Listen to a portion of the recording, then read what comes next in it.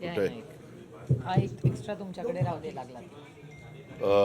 उपस्थित खासदार सुप्रिया सुळे, खासदार डॉक्टर अमोल कोल्हेजी, श्रीकांत पाटील, सुभाष जगताप, चेतन तुपे पाटील, दीपक भाऊ मानकर, विजयराव कोलते, भीम आर्मीचे प्रदेशाध्यक्ष सीतारामजी गंगावणे, विशाल मनाली, सर्व उपस्थित, विकासराव, राजलक्ष्मीताई, सर्व उपस्थित दोन्ही राष्ट्रवादी काँग्रेस पक्षाचे सन्माननीय पदाधिकारी, तसंच उपस्थित असणारे माझ्या पत्रकार बांधवांनो आणि तरुण मित्रांनो, आपल्याला सगळ्यांना माहिती आहे की 2 दिवसापूर्वी ह्याच ठिकाणी अलार्म वाजून 1 अलार्म 5 काम अशा प्रकारची घोषणा आम्ही दोन्ही राष्ट्रवादी काँग्रेस पक्षाच्या वतीनं केलेली होती, पत्रकार परिषदेत केलेली होती.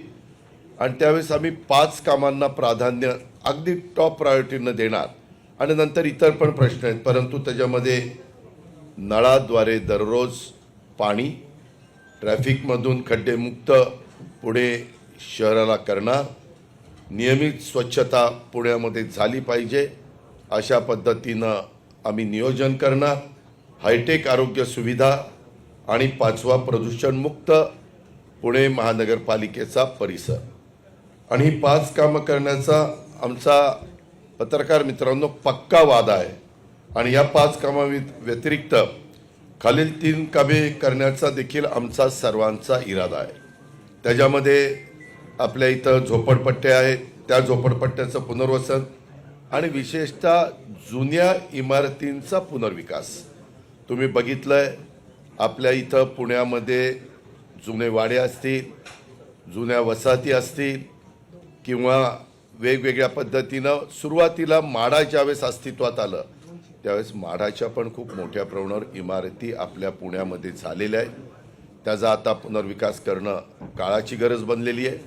आणि त्याच्यामुळे सरकारने पण UDCPRमध्ये वेगवेगळ्या प्रकारचे त्याच्यामध्ये TDR असेल, त्याचा FSI असेल, ह्याच्यामध्ये काही बदल केलेले आहेत. आणि म्हणून फॅमिली वाढलेल्या आहे.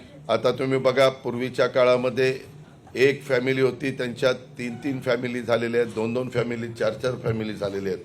आणि त्यामुळं ह्या सगळ्याच्याबद्दल पुनर्विकास करणं नितांत गरजेचं आहे.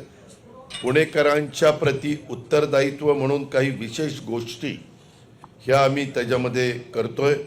आणि 150 पुणे मॉडेल शाळांची उभारणी, आपल्या पुण्यामध्ये विद्येचं माहेरघर आहे, त्यावेळेस एक मॉडेल शाळा अशा पद्धतीनं 150चं टार्गेट हे आम्ही उद्याच्या 5 वर्षाच्या करता ठेवलेलं आहे.